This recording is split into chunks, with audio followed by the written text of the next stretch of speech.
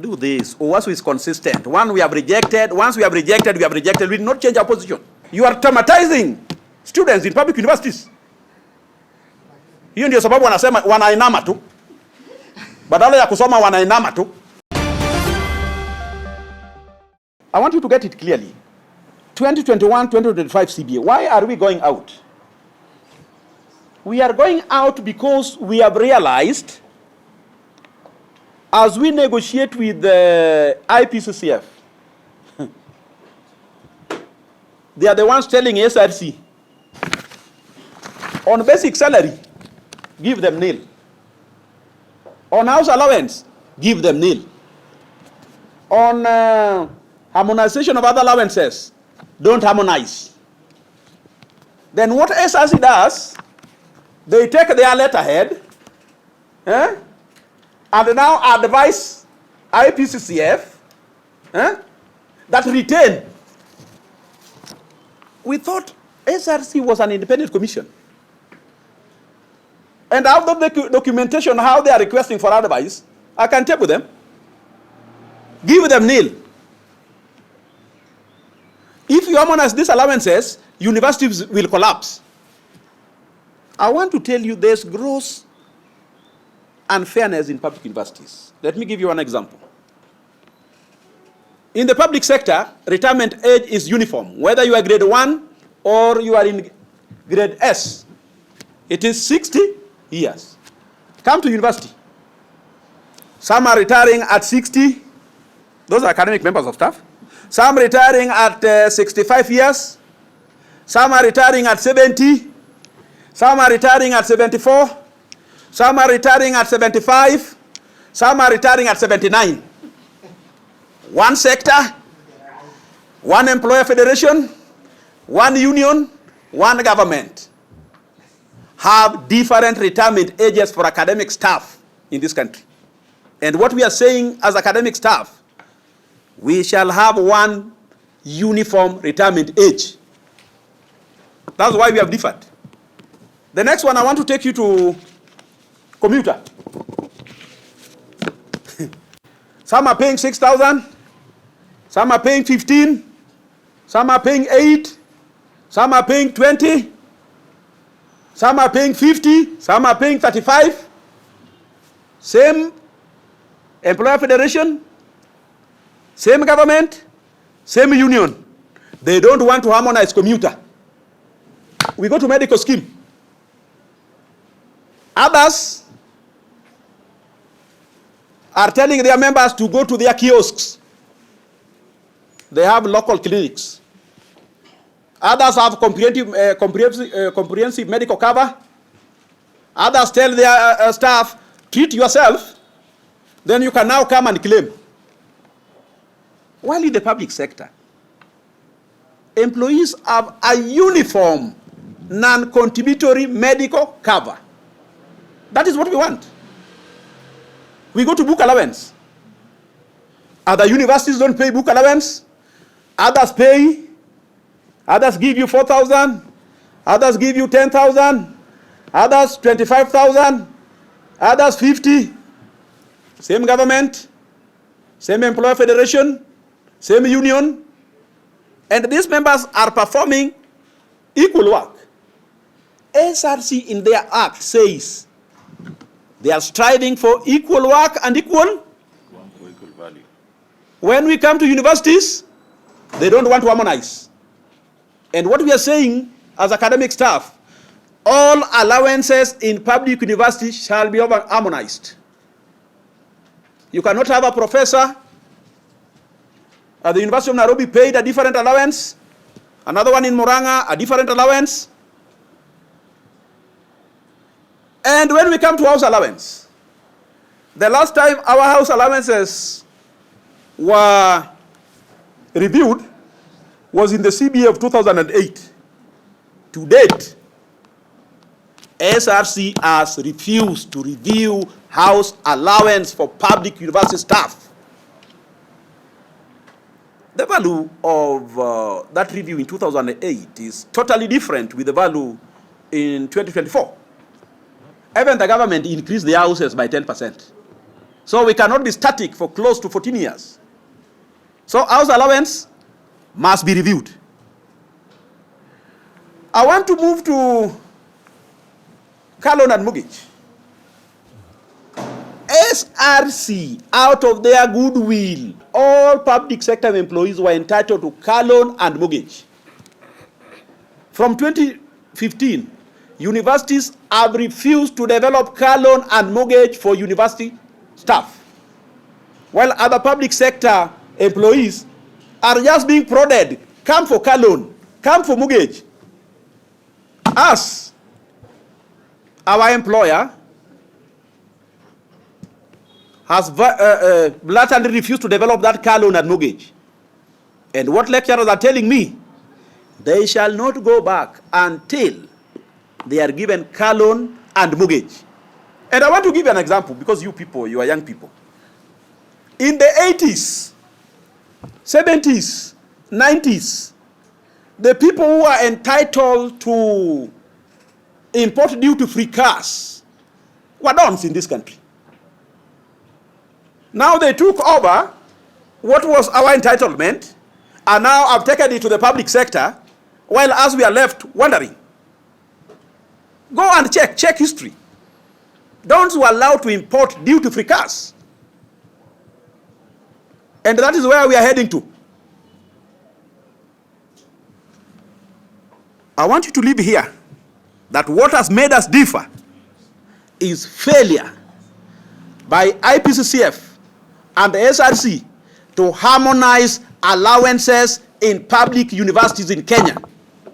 They have in public universities, they have harmonized allowances for other public sector employees. But when it comes to university workers, they don't want to harmonize allowances. So we'll give you our proposals, you will see our demands. And another thing, SRC came with something that we don't know in the labor movement. They came up with something known as 50th percentile. 50th percentile. And they are claiming that they conducted a survey. During negotiation, we were asking them, where did you conduct this survey? What were the variables? What were the factors? Whom did you survey? And after doing that, did you subject this survey to public participation? So that we could know in advance that for negotiations of 2021-2025, we will not be guided by wage guidelines, but will be guided by a percentile, which is not known in the labor movement. And they are saying that the universities workers are at 49th percentile. Whether it is cooked, we don't know. Because they have refused to share with us their survey. So next year they will also come. Oh, today we have realized you are at 59th percentile. We want that survey. And we want to interrogate it. Are we together? Another thing that has made us differ. In 2017-2021 CBA beacons, SRC said that public university staff, just like other public sector employees, are entitled to automatic annual increment. And they said the annual increment, that university should input annual increment prior to the implementation of the CBA tables. Do you now know what they are saying now? Now they are saying that that annual increment is not there, but it is in the tables they are proposing. And the budget they are giving us is inclusive of the automatic annual increment. While we know, they are the ones who even advised last year that the university should budget for annual increments from their internal budgets. Now they have come up with a figure. This figure is the CBA figure. This figure is the one for automatic annual increment. And to date, they have not talked about the pension component. 2021, They gave us a figure. This figure included CBA tables and included the pension component. This year they are not talking about pension. We are saying, can SRC be consistent in giving advisory? And can SRC be independent? Let them not be influenced by vice chancellors. And we have resolved.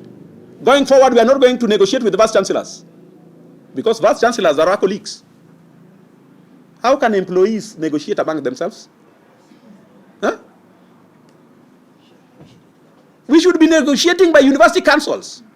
By the way, have you seen NAT negotiating with head teachers? Huh?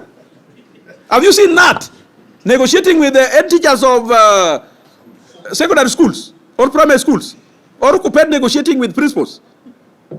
We are saying, going forward, even tomorrow if they call me, I want gazetted council members, not vice chancellors. Thank you very much. There was a question. Is there any proposal on an increment on your basic salary? Is there any proposal you had for the national? But we gave them. How can we negotiate without a proposal, levies? We have a proposal. I'll give you up to after this meeting. Okay. And even our conciliation proposal, how we wanted to conclude, solve this dispute. They are there. If you want a copy, we will give you. Okay. Yes, Yes, China from K24. Last time we were here, the position was rejecting the new funding model. Is that still the position? Application has been sent to universities? Do this. Uasu is consistent. Once we have rejected, we have rejected. We will not change our position. The new funding model, the union is very clear. We have rejected it. Because one, we have not been told the mode of disbursement. How will it be disbursed? With the debts in universities, if you give them money, they'll pay the debts. Where will university workers get their salary? Huh? Where will we get the salary? Another thing, how can my parents' background determine my future? If my parents are poor, you should not announce it to everybody. That now you, Wasonga, you come from a poor background, you are in band 1. So when I walk in campus, everybody knows I'm in band 1. Oh, this is a needy student. Will I even study? Huh? Huh? Oh, this one is a needy student. He's very needy, he's in band 1. Will I even concentrate in class? Huh? Even when I'm doing exam, everybody knows my band. Oh, this one, band 1, very poor. The girls will avoid you and you will not marry. Even girls will avoid me. Oh, kumbe huyu ni from just a needy background. Huh? Let all universities be funded. Don't use my parents' background to determine my future.